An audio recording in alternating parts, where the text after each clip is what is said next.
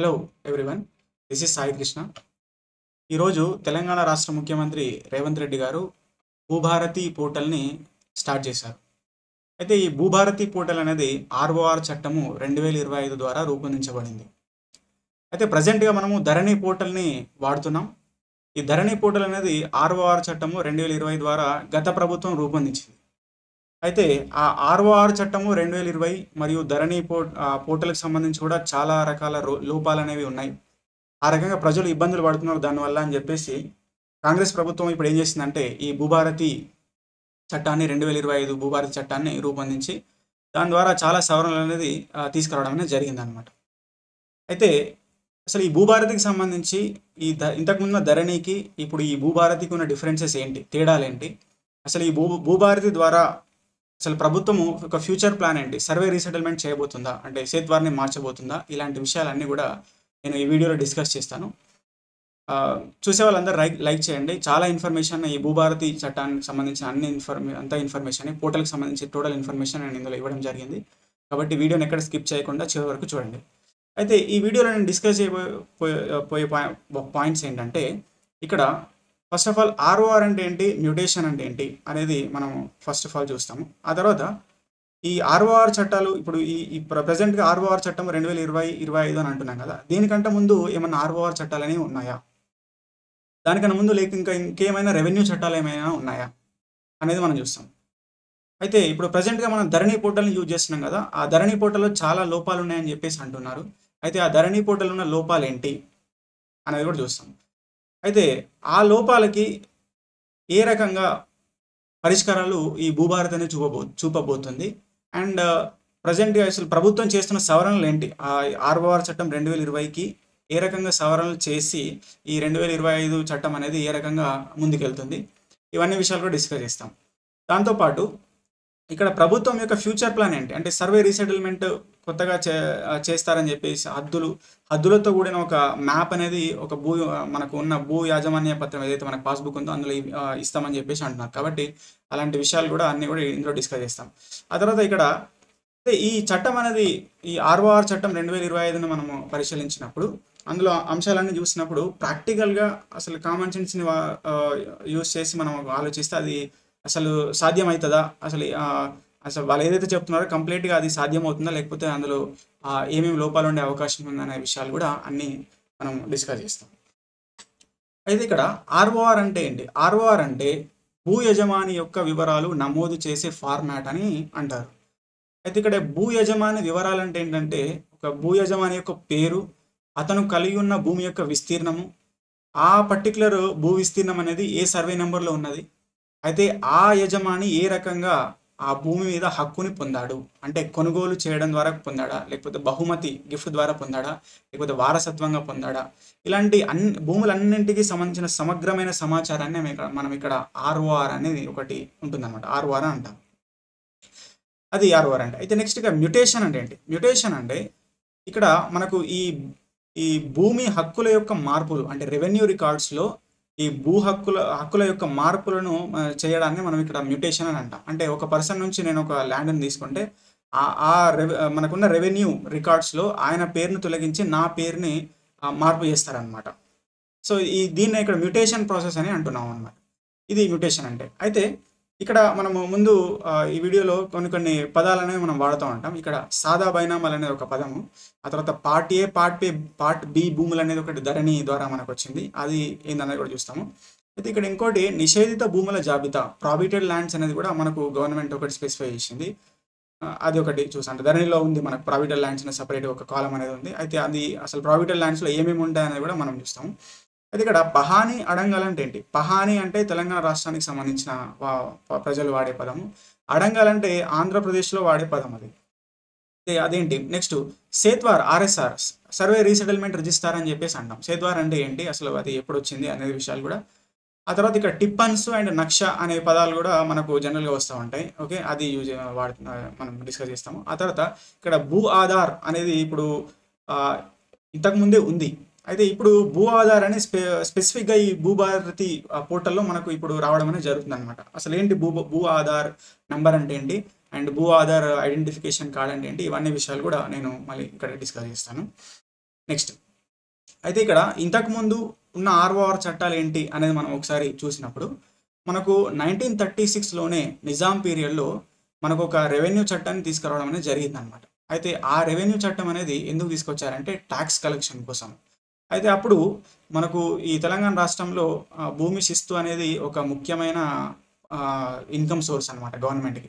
కాబట్టి దానికోసము ఒక మొట్టమొదటిసారిగా 1936లో నిజాం ప్రభుత్వము మనకొక ఆహ్, రెవెన్యూ చట్టాన్ని తీసుకురావడం జరిగింది. అది మొట్టమొదటిసారిగా తెలంగాణ రాష్ట్రంలో వచ్చిన రెవెన్యూ చట్టం. అయితే ఆ తర్వాత 1948లో తెలంగాణ రాష్ట్రం అనేది మనకు ఇండియాలో విలీనమైన తర్వాత అప్పుడు హైదరాబాద్ స్టేట్ అంటాం దాన్ని. హైదరాబాద్ స్టేట్‌లో మనకు కాస్రా యాక్ట్ అనేది ఒకటొచ్చిందనమాట. అది తర్వాత వచ్చిన ఒక రెవెన్యూ చట్టం. అదయిపోయిన తర్వాత మనకు 1971లో ఆర్ఓఆర్ యాక్ట్ అనేది ఇక్కడ ఆర్ఓఆర్ చట్టం అనేది మనకు మొట్టమొదటిసారిగా వచ్చింది. రికార్డ్ ఆఫ్ రైట్స్ చట్టము అనేది మొట్టమొదటిసారిగా వచ్చింది. ఈ చట్టం వచ్చిన తర్వాత మనకు 1989 నుంచి 2000 వరకి అన్ని గ్రామాలలో కూడా భూ ప్రక్షాళన కార్యక్రమాలను ప్రభుత్వం చేపట్టింది. ఇక్కడ భూ ప్రక్షాళన అంటే ఏంటంటే అసలు ఈ భూములకు సంబంధించిన సమస్యలు ఏవైతే ఉన్నాయి ప్రజలలో అవన్నిటిని కూడా పరిష్కరించి సో టోటల్‌గా అన్నిటిని కూడా మనకి క్లియర్ చేయడం అనేది జరిగిందనమాట. అట్లా క్లియర్ చేసి ఒక సెపరేట్ ఒక రిజిస్టర్‌ని తయారు చేయడం జరిగింది వాళ్ళు. ఓకే. సో అది మనం అది ఫస్ట్ 1971లో ఆర్ఓఆర్ యాక్ట్ ద్వారా వచ్చింది. అయితే ఆ పర్టిక్యులర్ టోటల్ ఇన్ఫర్మేషన్ అంతా కూడా ఏదైతే భూ ప్రక్షాళన జరిగిన తర్వాత భూ యాజమాన్యాలకు సంబంధించిన కంప్లీట్ ఇన్ఫర్మేషన్ అండ్ అనుభవదారులకు సంబంధించిన కంప్లీట్ ఇన్ఫర్మేషన్ కూడా ఒక పేజ్ అంటే ఒక పర్టిక్యులర్ సెక్షన్‌లో దాన్ని నమోదు చేయడం జరిగింది. దాన్ని ఆర్ఓఆర్ 1బి అని చెప్పేసి అంటాం అనమాట. ఆర్ఓఆర్ 1బి అనేది ఒక సెక్షన్ అంటే ఆర్ఓఆర్ యాక్ట్ 1971లో ఒక సెక్షన్ అనేది ఉంటుందన్నమాట. అది అక్కడికి జరిగింది. అయితే అది అయిపోయిన తర్వాత మనకు ఆర్ఓఆర్ యాక్ట్ 2020 అనేది మనకు 2020 సంవత్సరంలో మనకు తెలంగాణ టీఆర్ఎస్ ప్రభుత్వం తీసుకురావడం అనేది జరిగింది కదా. అయితే దాంట్లో ఏం చేశారంటే ఇప్పుడు ధరణి పోర్టల్ అనేది ఒకదాన్ని తీసుకొచ్చి ఈ computerisation of the land records అనేది ఒక పద్ధతిని తీసుకొచ్చారు. అంటే ఇంతవరకు ఉన్న కంప్లీట్ పేపర్ల మీద ఉన్న కంప్లీట్ ఇన్ఫర్మేషన్ కూడా కంప్యూటరైజ్ చేయడం అనేది చేశారనమాట. అయితే దానికోసం ఏ ఇన్ఫర్మేషన్ అనేది తీసుకున్నారు అంటే మనకి ఇక్కడ ఆర్ఓఆర్ 1బి అనేది చెప్పాను నేను. ఈ ఆర్ఓఆర్ 1బి అనేది ఎప్పుడొచ్చింది 1971 ఆర్ఓఆర్ యాక్ట్ ద్వారా అప్పుడున్న ప్రభుత్వము గ్రామాలన్నింటిలో కూడా భూ ప్రక్షాళన చేసి మొత్తం ల్యాండ్ ఇష్యూస్ అన్నిటినీ కూడా ఆల్మోస్ట్ ఆల్ క్లియర్ చేసి ఒక రిజిస్టర్ని తయారు చేసిందని చెప్పాను కదా. ఆ పర్టికులర్ ఆర్ఓఆర్ 1బి రిజిస్టర్లో ఉన్న ఇన్ఫర్మేషన్ అంతా కూడా యాజ్ ఇట్ ఈజ్ మనకు ధరణి పోర్టల్లోకి ఆన్లైన్ చేయడం అనేది జరిగిందనమాట. అది ఆర్ఓఆర్ యాక్ట్ 2020 ద్వారా జరిగింది. ఇది ఆర్ఓఆర్ యాక్ట్ 2020కి సంబంధించి దాని ద్వారానే మనకు ధరణి పోర్టల్ అనేది వచ్చింది. అయితే ఇంతవరకు తెలుసుకున్న తర్వాత మనము ముందుకెళ్తే మిగతా విషయాలు చెప్తాను. అయితే ఇక్కడ చూడండి ఇప్పుడు ధరణి పోర్టల్ అనేది ఆ రకంగా మనకు కంప్లీట్‌గా కంప్యూటరైజ్ చేసిన తర్వాత ఆన్లైన్ చేసిన తర్వాత ఇప్పుడు ధరణి పోర్టల్ ద్వారా మనము ఇన్ని రోజుల వరకు ఇప్పుడు కూడా మనము ఈ అమ్మకాలు కొనుగోలు అనే ట్రాన్సాక్షన్స్ అన్నీ కూడా మనం ధరణి పోర్టల్ ద్వారా చేస్తూ ఉన్నాం. అయితే దీని ద్వారా మనము లోపాలని చెప్తున్నాం. దీని ద్వారా చాలా లోపాలు ఉన్నాయి, చాలా రకాల సమస్యలు అనేవి ఉన్నాయి అనేది చెప్తున్నారు కదా. అసలు ఏంటి ఆ సమస్యలు ఏ రకంగా వచ్చినాయి అనే దాని గురించి నేను ఇప్పుడు డిస్కస్ చేస్తాను. అయితే ఇక్కడ ఏమన్నారంటే ధరణి పోర్టల్‌కి సంబంధించి పార్ట్ ఏ భూములు, పార్ట్ బి భూములు అనేది 2 రకాలుగా మనకు ఇక్కడ వర్గీకరించడం జరిగింది భూమిని. అసలు పార్ట్ ఏ అంటే ఏంటిది, పార్ట్ బి భూములు అంటే ఏంటిదంటే ఇప్పుడు ఎప్పుడైతే వాళ్ళు కంప్లీట్ ల్యాండ్ రికార్డ్స్‌ని ఆన్లైన్ చేస్తున్నప్పుడు ఎలాంటి ఇబ్బందులు లేకుండా అంటే సో మనకు కలెక్టర్ దగ్గర ఉన్న రికార్డ్స్, తహసీల్దార్ దగ్గర ఉన్న రికార్డ్స్ అంటే వాళ్ళ రికార్డ్స్ అన్నిట్లో కూడా ఎలాంటి మిస్ మ్యాచ్ లేకుండా ఇన్ఫర్మేషన్ అన్ని ప్లేస్‌లో కూడా కరెక్ట్‌గా ఉంటే ఎలాంటి ఇబ్బందులు లేకుండా యాజ్ ఇట్ ఈజ్ అందులో ఎక్కించారన్నమాట. అట్లా కాకుండా ఇప్పుడు కలెక్టర్ దగ్గర ఉన్న రికార్డ్స్‌లో ఆ పర్టిక్యులర్ ఇన్ఫర్మేషన్ ఉండి తహసీల్దార్ దగ్గర ఉన్న రిజిస్టార్‌లో ఆయన యజమాని పేరు లేకపోవడం కానీ లేకపోతే ఏ రకంగా ఆ భూమి మీద హక్కును పొందిండనే దానిలో మిస్ మ్యాచ్ కానీ అంటే ఇక్కడేమో కొనుగోలు ఉంటుంది, ఇక్కడేమో గిఫ్ట్ అని ఉంటుంది. అలాంటిది కానీ లేకపోతే ఇక్కడ 20 ఎకరాలు ఉంటే ఇక్కడ 10 ఎకరాలు ఉంటుంది. ఇలాంటి మిస్ మ్యాచ్ ఇలాంటి ఇబ్బందులు ఉంటే దాన్ని ఏం చేస్తారంటే ఆ ల్యాండ్ మొత్తాన్ని కూడా పక్కకు పెట్టేస్తారన్నమాట. అంటే ఆన్లైన్ చేయలేదు దాన్ని. ఇప్పుడు మనం ఒక ఎగ్జామ్ రాస్తాం. ఆ ఎగ్జామ్‌లో మనకు తెలిసిన ప్రశ్నల్ని రాసుకుంటూ వెళ్ళిపోతాం. తెలియని ప్రశ్నల్ని పక్కకు పెడతాం కదా. ఆ రకంగానే ఆన్లైన్ చేసేటప్పుడు ఎలాంటి మిస్ మ్యాచ్ లేకుండా టోటల్‌గా అంత క్లియర్ ఉంది అనుకున్నప్పుడు దాన్నే మనకు ఆన్లైన్ చేశారు. మిగతా ల్యాండ్ అంతటిని కూడా పక్కన పెట్టేశారన్నమాట. అయితే ఆ పక్కన పెట్టేసిన ల్యాండ్‌ని ఇక్కడ పార్ట్ బి ల్యాండ్ అంటాము. టోటల్‌గా అందులోకి ఎక్కించిన ల్యాండ్‌ని ఇక పార్ట్ ఏ ల్యాండ్స్ అనేవి అని అంటాం అన్నమాట. ఈ రకంగా విడదీసింది. అయితే పార్ట్ ఏ ల్యాండ్స్ ఏవైతే ధరణిలోకి ఎక్కినాయో సో దాని ద్వారా మనకు ట్రాన్సాక్షన్స్ జరుగుతూ ఉన్నాయి. దాని ద్వారా వచ్చే సంక్షేమ పథకాలు కూడా ఆ రకంగా మనకు భూ యజమానులు అనేది పొందుతూ ఉన్నారు. ఓకే.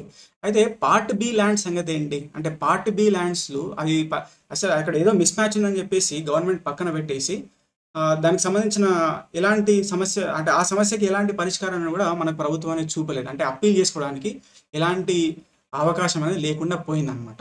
అంటే అది తర్వాత ఎంఆర్ఓ దగ్గరికి వెళ్ళి అప్పీల్ చేసుకోవడానికి లేకపోతే ఆర్డీఓ దగ్గరికి లేకపోతే కలెక్టర్ దగ్గరికి వెళ్ళి చెప్పాల్సిన ఒక ప్రొసీజర్ అనేది మనకు గవర్నమెంట్ ప్రొవైడ్ చేయలేదు. సో అలా ఎలాంటి ఇన్ఫర్మేషన్ లేనప్పుడు ఎలాంటి మనకు అక్కడ అవకాశం లేనప్పుడు మనం ఏం చేస్తాము అంటే మన హక్కులకు భంగం కలిగింది కాబట్టి మనం అప్పుడు కోర్టుని ఆశ్రయించాల్సి ఉంటుంది కదా. కాబట్టి ఆ రకంగా పార్ట్ బి ల్యాండ్స్కి మనకు అక్కడ ఇష్యూస్ అని తొలగిపోవాలంటే అంటే పార్ట్ బి ల్యాండ్లో నా భూమి ఉంది అది నాకు రావాలి అనుకున్నప్పుడు మనం కోర్టుని ఆశ్రయించాల్సి వచ్చింది. ఆ రకంగా ప్రజలు అనేది కోర్టుల చుట్టూ తిరగాల్సి వచ్చింది అనమాట. ఇది పార్ట్ బి ల్యాండ్లకు ధరణి పోర్టల్ ద్వారా పార్ట్ బి ల్యాండ్లకు జరిగిన ఇదొకటి ఇష్యూ అనమాట. అయితే నెక్స్ట్ పార్ట్ ఏ ల్యాండ్స్లో ఏదైతే ధరణిలోకి ఎక్కిన ల్యాండ్స్ ఏదైతే అంటున్నామో అదంతా క్లియర్ ఉందా మరి అంటే అందులో కూడా కంప్లీట్గా మనకు క్లియర్గా అనేది లేదనమాట. పార్ట్ ఏ ల్యాండ్కి సంబంధించి కూడా అందులో ఫర్ ఎగ్జాంపుల్ నాకు పార్ట్ ఏ ల్యాండ్లోనే నా భూమి ఉంది అది ధరణి పోర్టల్లోకి ఎక్కింది. నాకు ఉండాల్సింది 10 ఎకరాలు కానీ అందులో 5 ఎకరాలు ఉంది. సో ఇలాంటి కొన్ని ఇష్యూస్ కూడా పార్ట్ ఏ ల్యాండ్స్లో ఉన్నాయని చెప్పేసి అంటున్నారు.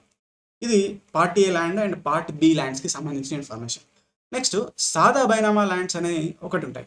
సాదా బైనామా ల్యాండ్స్ అంటే ఏంటంటే మనం సబ్ రిజిస్ట్రార్ దగ్గర ఏదైతే ఒక బాండ్ పేపర్ మీద లీగల్గా ఇలాంటి ఇన్ఫర్మేషన్ రాసుకొని మనం సబ్ రిజిస్ట్రార్తో మన సంబంధం లేకుండా ఒక సాదా పేపర్ మీద రాసుకొని మనము దాని మీద హక్కును అనేది పొందుతాం అన్నమాట. కాబట్టి అంటే లీగల్గా ఎలాంటి ఐడెంటిఫికేషన్ అనేది ఉండదు ఇలాంటి ల్యాండ్కి, సాదా బైనామా ల్యాండ్స్కి. అయితే ఇలాంటి ల్యాండ్స్ ఏవైతే ఉన్నాయో అలాంటి ల్యాండ్స్ అన్నింటినీ కూడా మేము కంప్యూటరైజ్ చేస్తాము, వాటికి కూడా రిజిస్ట్రేషన్స్ చేస్తామని చెప్పేసి అప్పుడు టీఆర్ఎస్ గవర్నమెంట్ 2020లో అప్లికేషన్స్ అనేవి తీసుకుంది. అంటే అవి దేనికంటే జూన్ 2, 2014 కంటే ముందు ఏవైతే భూములు సాదా బైనామా ల్యాండ్స్ కింద ఉన్నాయో సో అవన్నింటికి మీరు అప్లికేషన్ చేసుకోవచ్చు అని చెప్పేసి 2020లో అప్లికేషన్ పోర్టల్ స్టార్ట్ చేసి అప్లికేషన్స్ తీసుకుంది. ఆ రకంగా మనకు 9.50 lakhs 9,50,000 అప్లికేషన్లు దాదాపు గవర్నమెంట్కి వచ్చిన తర్వాత దాన్ని పరిష్కారం అనేది చూపాలి కదా. కానీ అప్పుడు గవర్నమెంట్ ఎలాంటి పరిష్కారం అనేది చూపలేదన్నమాట. అంటే ఈ సాదా బైనామా ల్యాండ్స్ అనేది ఒక రకమైన ఇష్యూ మనకు ధరణి ద్వారా, అదొకటి. నెక్స్ట్ అయితే ఇక్కడ మీకు ఒక విషయం చెప్పాను. ఇక్కడ ధరణి యాక్ట్ ఇక్కడ అంటే ఆర్ఓఆర్ యాక్ట్ 2020 ద్వారా మనకు కంప్యూటరైజేషన్ ఏదైతే జరిగిందో, ఆన్లైన్ ఏదైతే జరిగిందో దానికి సంబంధించిన రికార్డ్ అంతా కూడా ROR 1Bలో ఉంది అని చెప్పాం కదా.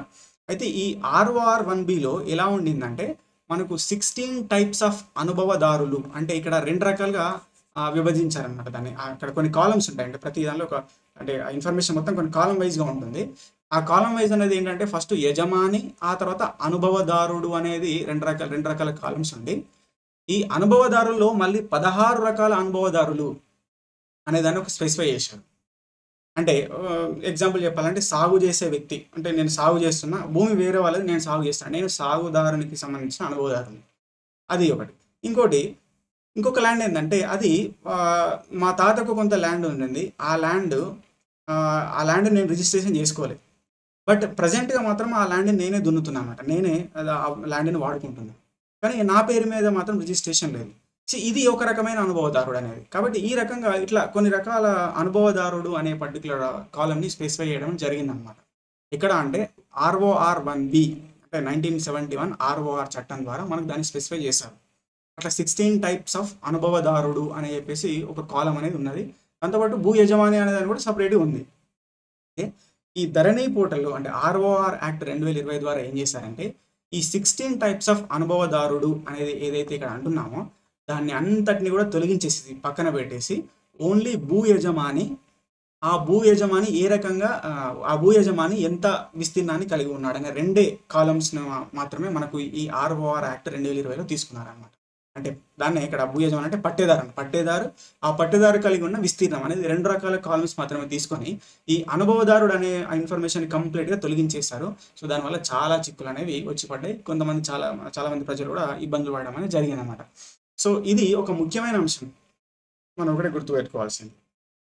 అయితే నెక్స్ట్ ఇక్కడ ఏం చేశారంటే, ఇప్పుడు ఇక్కడ వీఆర్ఓ చట్టం అనేది మనకు ఆల్రెడీ దాన్ని రద్దు చేసేసి కంప్లీట్‌గా మనకు ఎంఆర్ఓ ఆఫీస్‌కే కంప్లీట్ రిజిస్టర్స్ అన్నీ అక్కడికే తరలించారు. అంటే మనకు ల్యాండ్ రికార్డ్‌కి సంబంధించి విలేజ్‌లో ఎలాంటి ఇన్ఫర్మేషన్ కూడా ఉండదు.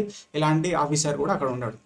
అయితే ఇక్కడ తెలుసుకోవాల్సింది ఏందంటే, మనకు విలేజ్ లెవెల్‌లో అసలు ఏం జరుగుతా ఉంది? అంటే ఒక రిజిస్ట్రేషన్ జరుగుతా ఉందంటే అసలది కరెక్ట్‌గా జరుగుతా ఉందా? అసలు అమ్మే వ్యక్తి కరెక్టేనా? కొనే వ్యక్తి కరెక్టేనా? ఇక్కడ ఎలాంటి కరప్షన్ లేదు. అలాంటి విషయాలన్నీ కూడా ఎవరికి లోకల్‌లో ఉన్న ఆఫీసర్‌కి మాత్రమే తెలుస్తాయి గానీ, ఆ విలేజ్‌కి దూరంగా ఉన్న మండల్‌లో అక్కడ ఉన్న వ్యక్తికి ఎలా తెలుస్తది? అదంతా తెలియదు కదా! కాబట్టి ఇక్కడ వీఆర్ఓ అనేది విలేజ్ రెవెన్యూ ఆఫీసర్ అనేది ఏదైతే ఇంతకుముందు చట్టాల ద్వారా మనకు క్రియేట్ చేయబడిన ఒక పోస్ట్ ఏదైతే ఉందో, దాన్ని తొలగించడం వల్ల ఇక్కడ విలేజ్ నుంచి మండల్‌కి మధ్యలో ఈ లింక్ అనేది తెంపేశారనమాట. సో, దీని ద్వారా కూడా చాలా మనకు ఇక్కడ ప్రాబ్లమ్స్ అనేవి క్రియేట్ అయినాయి. ఇక్కడ వీఆర్ఓ అనే వ్యక్తి ద్వారా కొంత కరప్షన్ జరిగింది. అంటే అక్కడ కొన్ని లోపాలు కూడా జరిగినాయి. ఉన్నప్పుడు కొన్ని లోపాలు జరిగినాయి. తీసేయడం వల్ల కొన్ని ఇబ్బందులు కూడా వచ్చినాయన్నమాట. సో, అది 2 రకాలుగా మనం అర్థం చేసుకోవాల్సి ఉంటది. బట్ ఇది కూడా ఒక పాయింట్ అనేది మనం అక్కడ అర్థం చేసుకోవాలి. అయితే నెక్స్ట్ ఇక్కడ తహసీల్దార్ అనే వ్యక్తికి ఇక్కడ ఎంఆర్ఓ అనే వ్యక్తి కంప్లీట్‌గా ఆయనకే హయ్యర్ పవర్స్ అనేది కంప్లీట్ పవర్స్ అనేవి ఆయనకే ఇచ్చేసారన్నమాట. కాబట్టి పారదర్శకత లేని కొంతమంది తహసీల్దార్ల ద్వారా కూడా కొంత ఇబ్బంది జరిగింది. అంటే రైతుల యొక్క ప్రమేయం లేకుండా సో, వారి యొక్క ల్యాండ్‌ని టచ్ చేశారనే కొన్ని విమర్శలు కూడా ఇక్కడ ఉండడం అనేది జరిగిందనమాట. సో, అది ఒకటి మనం ఇక్కడ గుర్తుపెట్టుకోవాల్సింది. అయితే ఇక్కడ ఇంకొకటి వెరీ వెరీ ఇంపార్టెంట్ ఇష్యూ ఇది. నాలా ల్యాండ్స్ అని చెప్పేసి ఇక్కడ అన్నారు. నాలా ల్యాండ్స్. నాలా ల్యాండ్స్ అంటే నాన్ అగ్రికల్చర్ ల్యాండ్ ల్యాండ్స్ అని చెప్పేసి అంటాం. అంటే ఏంటంటే ఫర్ ఎగ్జాంపుల్ ఒక 2 ఎకరాల ల్యాండ్ అనేది ఉంది. ఈ రోజు వరకి ఇక్కడ మనకు వ్యవసాయమే జరుగుతోంది. కానీ రేపటి నుంచి నేను వ్యవసాయం చేసుకోదలుచుకోలేదు. దానిలో మనకు ఒక వెంచర్ అనేది ఏసి అది ఒక ప్లాట్లుగా దాన్ని తయారు చేసి దాన్ని వేరే వాళ్ళకి ఆ ప్లాట్లని అమ్మాలని నేను అనుకుంటున్నానన్నమాట.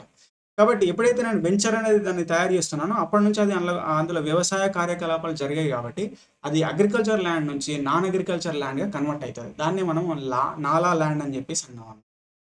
అయితే ఎప్పుడైతే ఇప్పుడు మనకు ఒక అగ్రికల్చర్ ల్యాండ్ అనేది ఒక వెంచర్ లాగా ఎప్పుడైతే మారుతుందో, అప్పుడు ఆ తర్వాత అది అంతకుముందు అది ఒకసారి వెంచర్‌గా కన్వర్ట్ అయిన తర్వాత అది ఇక ముందు అది అగ్రికల్చర్ ల్యాండ్‌గా ఉండబోదు కదా!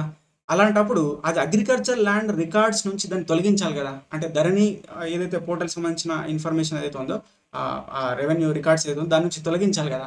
అలా తొలగించకుండా యాజ్ ఇట్ ఈజ్ అలాగే ఉండిపోవడం అనేది జరిగిందనమాట. అంటే ఇక్కడ ఈ నాలా ల్యాండ్స్ ఇష్యూ అంటే నాలా రిజిస్ట్రేషన్ అనేది ఇక్కడ కరెక్ట్‌గా జరగలేదు. అంటే ఆ వ్యక్తి దానిలో వెంచరేసి ఆ అగ్రికల్చర్ ల్యాండ్‌ని నాన్ అగ్రికల్చర్ ల్యాండ్‌గా కన్వర్ట్ చేసి ప్లాట్‌లేసి అమ్మేసిండు. అయినప్పటికీ ఆ ల్యాండ్ అనేది ఇక్కడ అగ్రికల్చర్ ల్యాండ్‌గానే కొనసాగింది అనేది ఒక ముఖ్యమైన విషయం ఇది. ఇలా ఈరోజు చాలా వెంచర్‌లో కూడా అది అంటే చాలామంది వ్యక్తులు అక్కడ ఆ ప్లాట్‌ని కొనుక్కున్నారు గానీ, సో, ఆ పర్టిక్యులర్ ల్యాండ్ అనేది ఇంకా కూడా ఇంతకుముందు ఆ భూ యజమాని ఎవరైతే ఉన్నారో వాళ్ళ పేరు మీద మనకు ఆ ధరణిలోనే ఇప్పటికి కూడా చూపిస్తా ఉందన్నమాట. అంటే దీని ద్వారా ఏమైతదంటే ఆ వ్యక్తి ఇప్పుడు వేరే వాళ్ళకి ఆ ధరణి పోర్టల్ ద్వారా మళ్ళీ ఇప్పుడు వేరే వాళ్ళకి అమ్మి రిజిస్ట్రేషన్ చేయొచ్చు దాన్ని. అంటే దీన్ని ఇక్కడ డబుల్ రిజిస్ట్రేషన్ అనేది జరుగుతుందన్నమాట. కాబట్టి ఆ రకంగా ఇక్కడ వివాదాలనేవి క్రియేట్ అవుతున్నాయి కదా! కాబట్టి ఇదొక ఇంపార్టెంట్ ఇష్యూ. ఇంకో రకంగా ఏందంటే ఇప్పుడు సంక్షేమ పథకం ఇప్పుడు ఇది నాన్ అగ్రికల్చర్ ల్యాండ్‌గా ఒక ల్యాండ్ కన్వర్ట్ అయిపోయిన తర్వాత అది అగ్రికల్చర్ ల్యాండ్ నుంచి రిమూవ్ అయిపోతే దానికి సంబంధించిన సంక్షేమ పథకాలు అంటే రైతు బంధు గానీ ఇవన్నీ కూడా ఆగిపోతాయి. అంటే అగ్రికల్చర్ చేయని భూమికి కూడా అంటే వ్యవసాయం చేయని భూమికి కూడా రైతు బంధు లాంటి సంక్షేమ పథకాలు వచ్చి ఇక్కడ ప్రభుత్వ ధనం అనేది ఇక్కడ వేస్ట్ అయిపోవడం అనేది జరుగుతుందన్నమాట. ఇది కూడా ఒక ఇంపార్టెంట్ ఇష్యూ అని దీని నుంచి ఫైండ్ ఔట్ చేయడం జరిగింది. అయితే ఇంకోటి ఏమన్నారంటే 2017 ఎల్ఆర్‌యుపి ఇష్యూస్ అంటే ఇక ల్యాండ్ రికార్డ్స్ అప్డేషన్ ప్రోగ్రామ్ అదే ఇప్పుడు మీకు చెప్పాను కదా! అంటే ఇక్కడ ఆర్ఓఆర్ 1బి నుంచి మనకి ఇన్ఫర్మేషన్ అంతా కూడా కంప్యూటరైజ్ చేసేటప్పుడు వాళ్ళు ఏం చేశారంటే చాలా తప్పులు చేశారనమాట. అంటే అక్కడ ఉండడం కరెక్ట్‌గానే ఉంది. దాన్ని ఏం చేశారంటే సర్వే నెంబరు 123 అని అక్కడ ఉంటే 124 అని ఇందులోకి ఎక్కించిండు. సో, దీనివల్ల సర్వే నెంబర్‌లో మార్పులు, యజమాని యొక్క పేరులో కూడా తప్పులు, ఆ తర్వాత హక్కు పొందిన ఆ పర్టిక్యులర్ పద్ధతిలో కూడా మార్పు, అక్కడ మిస్టేక్స్ ఇలాంటివి చేయడం వల్ల కూడా చాలా రకాలుగా ఇబ్బందులు అనేవి పడ్డాయి. అంటే ఒక పట్టా భూమి అసైన్ ల్యాండ్‌గా పడిపోవడం, లేకపోతే లావోని ల్యాండ్‌గా పడిపోవడం. సో, ఇలాంటి ఇష్యూస్ అనేవి కూడా మనకు చాలా వరకు కూడా ఈ ఎల్ఆర్‌యుపి ల్యాండ్ రికార్డ్స్ అప్డేషన్ ప్రోగ్రామ్ 2017 అంటే కంప్యూటరైజ్ చేసేటప్పుడు అక్కడ మాన్యువల్ అంటే అక్కడ వ్యక్తి ఎవరైతే అక్కడ వీఆర్ఓనో లేకపోతే జూనియర్ అసిస్టెంటో ఎవరైనా ఉంటారు కదా! సో, వాళ్ళు చేసేటప్పుడు వాళ్ళు ఎంటర్ చేసేటప్పుడు చేసిన తప్పులనేవి అల్టిమేట్‌గా ప్రజల్ని ఇబ్బందులు పడేలాగా చేశాయన్నమాట. ఇది ఒక ఇంపార్టెంట్ ఇష్యూ. అయితే దానికి సంబంధించి ఏమన్నా నేను అప్పీల్ చేసుకోవాలంటే గ్రీవియన్స్ అనేది ఒకటి పెట్టారు. మనకు కలెక్టర్ గ్రీవియన్స్ అని ధరణి పోర్టల్ ఒకటి ఉంది. దానిలో మనము అప్లికేషన్ పెట్టుకుంటే అది కలెక్టర్ దగ్గరికి వెళ్ళి కలెక్టర్ రిప్లై ఇస్తారని చెప్పేసి మనకు చెప్తారు. మనం దానిలో అప్లికేషన్ చేసుకుంటాం, కానీ అది చాలా అంటే అట్లా సమస్యలు పరిష్కరించబడినవి చాలా వరకు తక్కువ అనమాట. కాబట్టి ఇది కూడా ఒక ఇంపార్టెంట్ ఇది ఇష్యూ. అయితే ఇక్కడ ఇంకోటి ప్రాబిటెడ్ ఇష్యూస్ అంటే నిషేధిత భూముల జాబితా అనేది ఒకటి ఉంది మనకు. అంటే ఇది నిషేధిత భూములు అనేది ఇందులో ఏమొస్తాయంటే దేవాలయ భూములు అంటే ఎండోమెంట్ ల్యాండ్స్ అని, వక్ఫ్ భూములు అని చెప్పేసి అంటాం. ఇక్కడ హౌస్ సైట్స్ అని, లేకపోతే అసైన్ ల్యాండ్స్ అని, లావోని ల్యాండ్స్ అని, ఇట్లా కొన్ని ల్యాండ్స్ ఉంటాయి అన్నమాట. అంటే ప్రభుత్వ భూములు అది రకరకాల. కాబట్టి సో ఈ ప్రాబిటెడ్ ల్యాండ్స్ ఏవైతే ఉంటాయో, సో ఈ ప్రాబిటెడ్ ల్యాండ్స్కి అమ్మకాలు కొనుగోలు అంటే ఎలాంటి ట్రాన్సాక్షన్ అనేది చేయడానికి రాదు. ఎందుకంటే ప్రభుత్వ భూమి కాబట్టి ప్రభుత్వ భూమి అనేది సో వేరే వాళ్ళకి అమ్మడం కూడా వేరే రకంగా జరగదు కదా. కాబట్టి అలాంటివి కొన్ని ఉన్నాయి. అయితే ఇక్కడ ఒక పట్టాదారు ఆయన భూమి అనేది అంటే ఒరిజినల్ పట్టా అయినప్పటికీ అది మిస్టేక్లో ప్రాబిటల్ ల్యాండ్స్లో పడిపోవడం వల్ల కూడా ఇక్కడ చాలా ఇష్యూస్ వచ్చాయన్నమాట. అంటే ఇది ఎల్ఆర్యూపీలో అంటే అప్డేషన్ చేసేటప్పుడే ఇలాంటి ప్రాబ్లమ్స్ అన్ని కూడా క్రియేట్ అయినాయి. అది కూడా ఒక ఇంపార్టెంట్ ఇష్యూ మనం ఇక్కడ గుర్తుపెట్టుకోవాల్సింది. అయితే ఇక్కడ కోర్ట్ ఇంజెక్షన్ అనేది ఒకటి అంటాం కదా. అంటే ఫర్ ఎగ్జాంపుల్ నాకు ఒక ల్యాండ్ ఉంది. ఆ ల్యాండ్ నా ల్యాండ్ని ఒక వేరే అతను కబ్జా చేసుకున్నప్పుడు నేను కోర్టులో అప్పీల్ చేసుకుంటాను. అయితే కోర్టులో అప్పీల్ చేసుకుంటే ఎవరైతే కబ్జా చేసుకున్న వ్యక్తి ఎవరైతే ఉన్నారో ఆయన పేరు మీద నేను అక్కడ కోర్టులో పిటిషన్ చేస్తా కాబట్టి, అయితే అప్పుడు ఆ పర్టికులర్ వ్యక్తి ఆయన చేస్తున్న ఆ భూమిలో చేస్తున్న కార్యకలాపాలు ఆపేయాలి అని చెప్పేసి ఒక ఆర్డర్ జారీ చేస్తుంది. దాన్ని ఇక్కడ ఇంజెక్షన్ ఆర్డర్ అని చెప్పేసి అంటాం అనమాట. అయితే కోర్టు ఇక్కడ ఇంజెక్షన్ ఆర్డర్ ఇవ్వాలి అంటే నాది ఏదో రకంగా ఆ పర్టికులర్ ల్యాండ్ నాకు సంబంధించింది అనేది ఒక పర్టికులర్ కాపీ అనేది కోర్టుకి నేను ఇవ్వాలి. అంటే ఇప్పుడు రిజిస్ట్రేషన్ నా పేరు అంటే పట్టాదారు నేను కాదు అనుకున్నప్పుడు ఆ ల్యాండ్ నాకు సంబంధించింది అని నేను అంటున్నప్పుడు అనుభవదారుడు నేను అనుభవదారుని అవుతా. అప్పుడు అంటే ల్యాండ్ వేరే వాళ్ళది, ఓకే, అంటే నేను దాన్ని అనుభవిస్తున్నా, వేరే వాడు కబ్జా చేసుకున్నాడు, ఓకే. అప్పుడు దాని మీద నేను కోర్టులో కంప్లైంట్ చేసినప్పుడు సో మినిమం నేను ఈ భూమికి నేను అనుభవదారుని అనే ఒక పర్టికులర్ ఒక ఇన్ఫర్మేషన్ అని నేను చూపించాలి. ఈ అనుభవదారుడు అనే ఇన్ఫర్మేషన్ మనకు ROR 1Bలో ఉంది, కానీ ఇప్పుడు వచ్చిన ROR 1B ఏదైతే 1971లో ఉంది, కానీ ఈ ROR చట్టం 2020లో లేదు కదా. అంటే అనుభవదారునికి సంబంధించిన ఎలాంటి ఇన్ఫర్మేషన్ అందులో లేదు. కాబట్టి ఆ అనుభవదారుడికి సంబంధించిన ల్యాండ్ ఎవరైనా కబ్జా చేసుకుంటే తను కోర్టులో కంప్లైంట్ చేయకుండా అసలు ఎలాంటి పరిష్కారం అనేది లేకుండా పోయిందనమాట. సో ఇది ఇంజెక్షన్ ఆర్డర్కి సంబంధించిన ఒక ఇంపార్టెంట్ ఇష్యూ. అయితే నెక్స్ట్ వస్తే ఇక్కడ ఆబాది గ్రామకంఠం ల్యాండ్స్ అనేవి కొన్ని ఉంటాయి.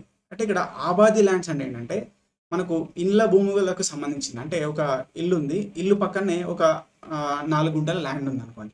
ఇక్కడ 4 గుంటల ల్యాండ్ అనేది మనకు అగ్రికల్చర్ చేయదగిన భూమి అయితే కాదు కదా. మరి 4 గుంటల్లో మనం చేయం కదా. కాబట్టి దాన్ని మనము ఇల్లు కట్టుకోవడానికి అనుగుణంగా ఉన్న ల్యాండ్ అని చెప్పేసి అంటాం. సో దాన్ని మనము ఆబాది ల్యాండ్స్ అంటాం. ఇంకోటి గ్రామకంఠం, అంటే గ్రామకంఠం అనేది కూడా మనకు అలాంటిది దానికి సంబంధించింది. కాబట్టి ఇలాంటి ల్యాండ్స్ ఎక్కడ కూడా మనకు ఇక్కడ ధరణి ఏదైతే మనకు ROR చట్టము 2020లో స్పెసిఫై చేయలేదు అనమాట. అయితే మరి స్పెసిఫై చేయకపోవడం వల్ల ఏంటి ఇష్యూ అంటే ఈ ఆబాది గ్రామకంఠం భూములు ఏవైతే ఉంటాయో నేను అది వేరే వాళ్ళకి అమ్ముకోవాలనుకున్నప్పుడు నాకు ఎలాంటి రిఫరెన్స్ అనేది లేకుండా పోయిందన్నమాట. ఇది ఒక ఇంపార్టెంట్ ఇన్ఫర్మేషన్. అంటే ఫర్ ఎగ్జాంపుల్ ఇక్కడ ఒక ఎగ్జాంపుల్ తీసుకుంటే ఇప్పుడు ప్రాక్టికల్ నేను చూసింది ఒకటి చెప్తే, ఇప్పుడు ఒక ఇల్లు ఉంది, ఇల్లు పక్కన 4 గుంటల ల్యాండ్ ఉందన్నమాట. ఈ ఇల్లు ఎవరికైతే సంబంధించిందో ఆ 4 గుంటల ల్యాండ్ కూడా వాళ్ళకి సంబంధించింది. అయితే ROR చట్టం 2020 అంటే ధరణి పోర్టల్ కంటే ముందు ఈ 4 గుంటల ల్యాండ్ అనేది అగ్రికల్చర్ ల్యాండ్స్లో ఉంది, అంటే పాస్బుక్లో ఉంది. కానీ తర్వాత ఏం చేశారంటే ఇప్పుడు ధరణి పోర్టల్ వచ్చిన తర్వాత ఈ 4 గుంటల ల్యాండ్ అనేది అగ్రికల్చర్ ల్యాండ్కి సంబంధించింది కాదు అని చెప్పి దాన్ని ఆబాదీ ల్యాండ్స్ కింద పరిగణించి దాన్ని సో అది రెవెన్యూ రికార్డ్స్ నుంచి తీసేశారు దాన్ని, ఓకే. అయితే ఇంతవరకు ఈ పర్టికులర్ వ్యక్తికి ఆ ల్యాండ్ అనేది మనకు అగ్రికల్చర్ ల్యాండ్ రికార్డ్స్ కింద అంటే ఆ పాస్బుక్లో ఇన్ఫర్మేషన్ అనేది ఉంది ఆ ఆబాదీకి సంబంధించి, ఆ 4 గుంటలకు సంబంధించి.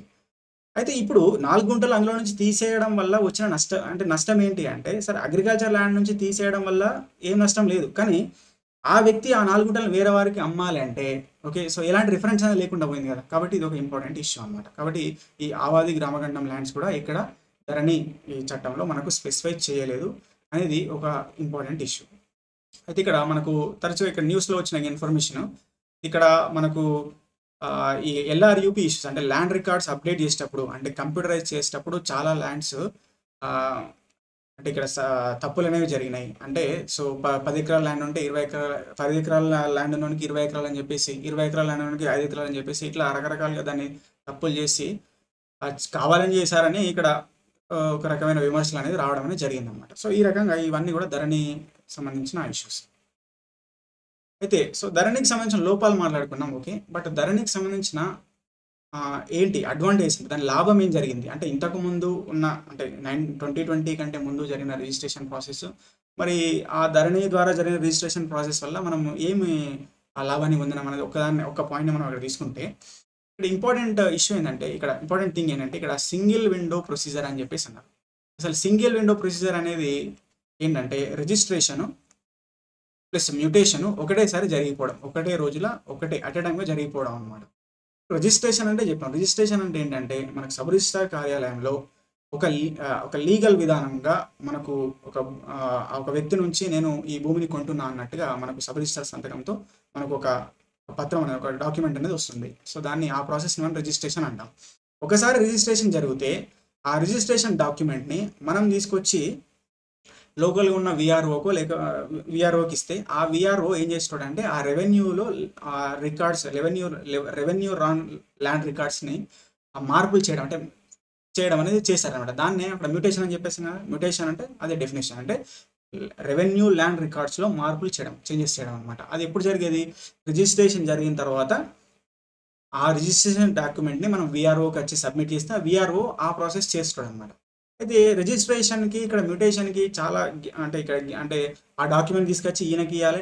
ఆయన ఏం చేస్తారు అప్పుడు రెవెన్యూ ల్యాండ్ రికార్డ్స్‌లో ఏం చేస్తారు అప్పుడు చేంజెస్ మాన్యువల్‌గా అంటే అప్పుడున్న రిజిస్ట్రార్స్‌లో ఇంత ఒక పర్టిక్యులర్ సర్వే నెంబర్‌లో ఇంత భూమి ఈ పర్టిక్యులర్ పర్సన్ నుండి ఇంకో పర్సన్‌కి ట్రాన్స్‌ఫర్ చేయబడిందని అందులో చేంజెస్ చేస్తాడు. అది మాన్యువల్‌గా చేస్తుండే అప్పుడు చేతి రాతతో చేస్తుండే. అప్పుడు చాలా మిస్టేక్స్ జరిగాయన్నమాట. అంటే ఒక సర్వే నెంబర్ ఉంటే ఇంకో సర్వే నెంబర్‌లో చేంజెస్ చేయడము, 4 గుంటలు అంటే 10 గుంటలు చేయడం ఇలాంటి తప్పులనేవి చాలా జరిగినాయన్నమాట. అంటే మాన్యువల్ ప్రొసీజర్ వలన.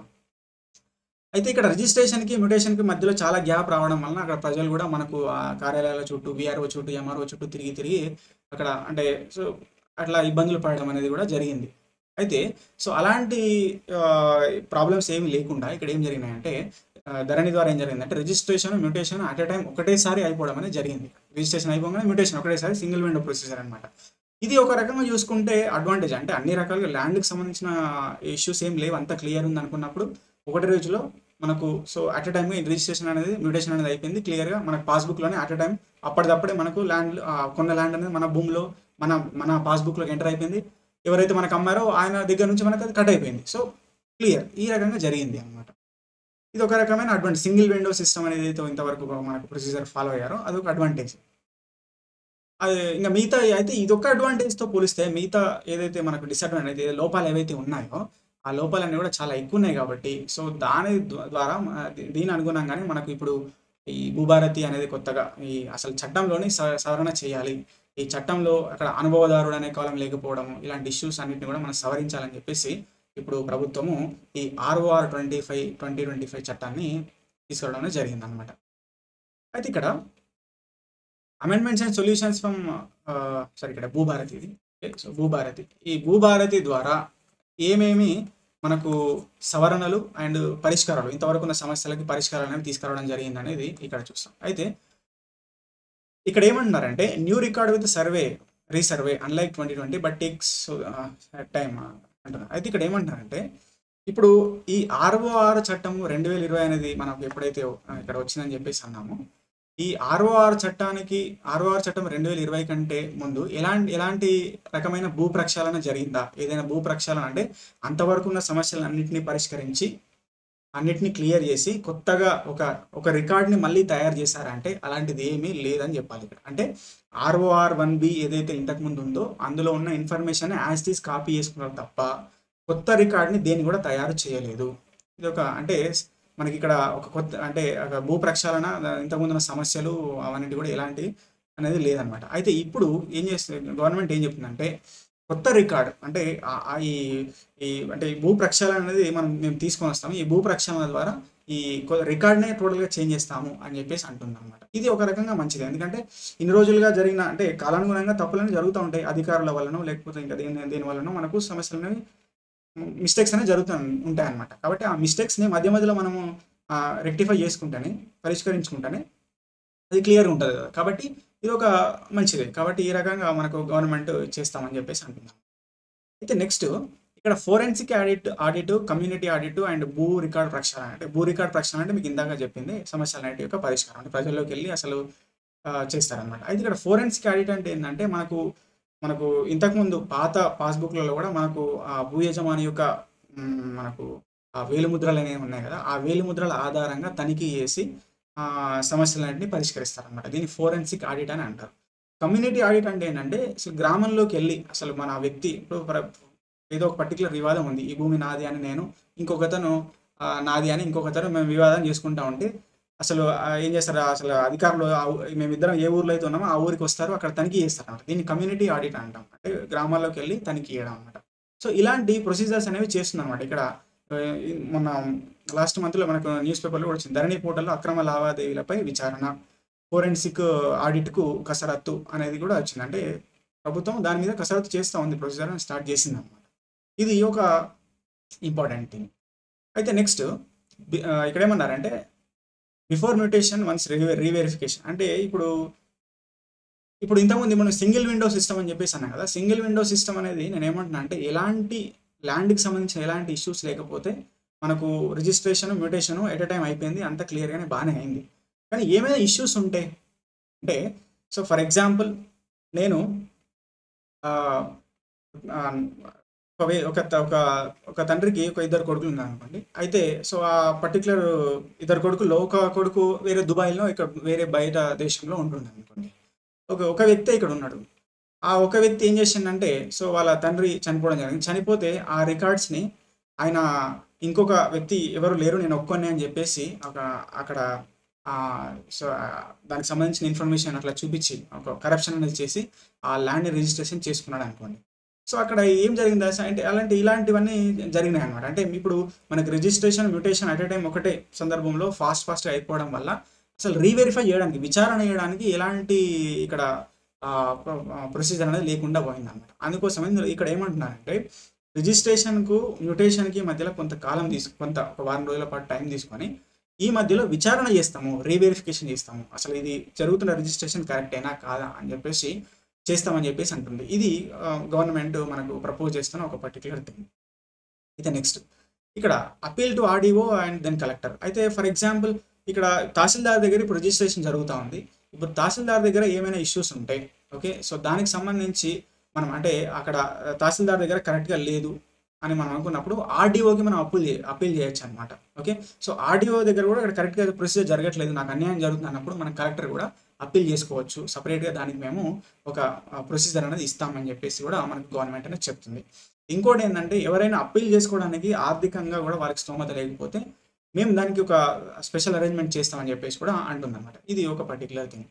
అయితే ఇంతకుముందే మనము ఇక్కడ ధరణి పోర్టల్‌లో మాట్లాడుకున్నట్టుగా అక్కడ ఆర్ఓఆర్ 2020 చట్టం ద్వారా అంటే మనకు 2020 సంవత్సరంలో మనకు సాదా బైనామాలు సంబంధించిన రిజిస్ట్రేషన్ చేస్తామని చెప్పేసి అప్లికేషన్ తీసుకున్నారు. కానీ దానికి సంబంధించి ఎలాంటి సమస్యలను ఇంతవరకు కూడా రిజాల్వ్ చేయలేదన్నమాట. అయితే వాటిని కూడా ఇక్కడ రిజాల్వ్ చేస్తాము, రెగ్యులరైజ్ చేస్తామని చెప్పేసి కూడా అంటున్నారు. ఇదొకటి కూడా ఒక లాభం అని చెప్పుకోవచ్చు. అయితే ఇక్కడ ఇంకోటి ఏంటంటే భూ ఆధార్ ఇక్కడ యూఎల్ పిన్ అన్నారు. Unique land parcel identification pin అనేది ఒకటి తెచ్చారు. భూ ఆధార్ అంటారు. అయితే భూ ఆధార్ అంటే ఏంటంటే ఇప్పుడు ఒక్కొక్క ల్యాండ్ కమతానికి ఒక ఐడెంటిఫికేషన్ నెంబర్ అనేది ఉంటుంది. అంటే ఒక పర్సన్‌కి ఎట్లయితే ఒక ఆధార్ నెంబర్ అనేది ఎట్లయితే ఉంటుందో ఒక పర్టిక్యులర్ భూ కమతం, ఒక ల్యాండ్ హోల్డింగ్‌కి అంటే ఇక్కడ భూ కమతం అంటే ఏంటి? అంటే సో ఫర్ ఎగ్జాంపుల్ మా ఫాదర్‌కి 2 ఎకరాల ల్యాండ్ ఉంది. మేమిద్దరం అన్నదమ్ములం అనుకుంటే నేను ఒక ఎకరము, మా బ్రదర్ ఒక ఎకరము ఇద్దరం పంచుకున్నాం. అయితే ఇప్పుడు నాకు వచ్చిన ఈ 1 ఎకర్ ఆఫ్ ల్యాండ్‌ని ఏదైతే ఉందో దాన్ని ఇక్కడ కమతము, ల్యాండ్ హోల్డింగ్ అని చెప్పేసి అన్నాం అనమాట. అయితే నాకున్న ప్రతి ఒక్క కమతంకి ఒక యూనిక్ ఐడెంటిఫికేషన్ నెంబర్ అనేది వస్తుంది. ఒక ఆధార్ నెంబర్ లాగా ఒక నెంబర్ అనేది వస్తుందన్నమాట. సో ఇలా ఈ UL pin, unique land parcel identification pin అనేది రావడం వలన చాలా వరకు సమస్యలు పరిష్కరించవచ్చు అని చెప్పేసి ఇక్కడ గవర్నమెంట్ అనేది చెప్తుంది అనమాట. సో ఇది ఒక పర్టికులర్ థింగ్, భూ ఆధార్ నెంబర్ అనేది ఇక్కడ. అయితే next land ownership identification card. ఇక ఇంతవరకు ఎట్లయితే భూ యాజమాన్య పత్రాలు అనేది మనకు అట్లా గ్రీన్ కలర్ బుక్స్ ఎట్లయితే ఇచ్చారో ఆ రకంగా ఒక గుర్తింపు కార్డ్ అనేది మళ్ళీ ఒకటి ఇవ్వడం జరుగుతుందని చెప్పేసి అంటున్నారు. Okay, next land map in passbook. అంటే ఫర్ ఎగ్జాంపుల్ నేను ఒక వ్యక్తి నుంచి నేను ఒక ల్యాండ్ తీసుకున్నప్పుడు ఆ ల్యాండ్ అసలు దాని సరిహద్దులు అంటే గెట్లు అని అంటాం కదా, ఆ గెట్ ప్రతి ఆ సరిహద్దులతో సహా ఒక మ్యాప్ అనేది ఉంటుంది. ఆ మ్యాప్ అనేది మనకు అందులో ఆ పాస్బుక్లోనే స్పెసిఫై మెన్షన్ చేయడం జరుగుతుంది, అందులో ఇవ్వడం జరుగుతుంది అని చెప్పేసి అంటున్నారు అనమాట. ఇది కూడా ఒక ఇంపార్టెంట్. అంటే మనకి ఇక్కడ అంటే క్లారిటీగా మనకు అసలు ఏ ల్యాండ్ మనం కొన్నాం, అసలు ఏ ల్యాండ్ ఆ వ్యక్తి అమ్మిండు అనేది ఇన్ఫర్మేషన్ కరెక్ట్గా ఉన్నప్పుడు ఇలాంటి ఇష్యూస్ అనేవి రావు కదా. సో ఇప్పుడు ఇక్కడ ఈ భూములకు సంబంధించి చాలా ఇష్యూస్ మనం ఇప్పుడు చాలా జరిగినాయి. అంటే మిస్టేక్స్ ముందు నుంచి కూడా మిస్టేక్స్ రావడం వలన, అంటే ఇప్పుడు ఒక వ్యక్తి తాను సాగు చేస్తున్న భూమి తనదే అని అనుకుంటాడు, కానీ అసలు ఆ ల్యాండ్ అనేది కాదు, దీని సర్వే నెంబర్ వేరు, ఈయన సర్వే నెంబర్ ఇంకెక్కడో ఉంటుంది, అది తెలియదు అది. కాబట్టి ఇలాంటి మిస్టేక్స్ అనేవి ఉన్నాయన్నమాట. కాబట్టి అలాంటి మిస్టేక్స్ అన్ని కూడా మనకు క్లియర్ చేద్దాం అనుకుంటున్నాం అన్నట్టుగా గవర్నమెంట్ చెప్తుంది. కానీ అంతా అది మనకు అంత ఈజీగా జరిగిపోయే విషయం అంటే మేబీ కాదని చెప్పాలి. మరి గవర్నమెంట్ ఎట్లా ఏ రకంగా ముందుకెళ్తుంది, ఎట్లా తీసుకుంటుంది దానికి చర్యలు అని చెప్పేసి మనం దాన్ని చూడాల్సిన అవసరం ఉంది. అయితే నెక్స్ట్ ఇక్కడ మనకు ప్రాబిటరీ అంటే ఇక్కడ ఎండోమెంట్ ల్యాండ్స్, భూదాన్, వక్ఫ్ భూములు, అసైన్డ్, లావణి పట్టాలు అని, కార్పొరేషన్ ల్యాండ్స్ అని, ఇట్లా ప్రతి దానికి ఒక రికార్డ్ అనేది ఉందన్నమాట. అంటే ఇప్పుడు ఇంతకుముందు అంటే మనం పాస్ట్ నుంచి చూస్తే మనకి ఇనాం ల్యాండ్స్, జాగీర్దారు భూములు, అంటే సర్వే కాస్ట్ భూములు అంటే ఇక్కడ రకరకాలుగా ఇప్పుడు ప్రతి దానికి ఒక రిజిస్టర్ అనేది మెయింటైన్ అయింది.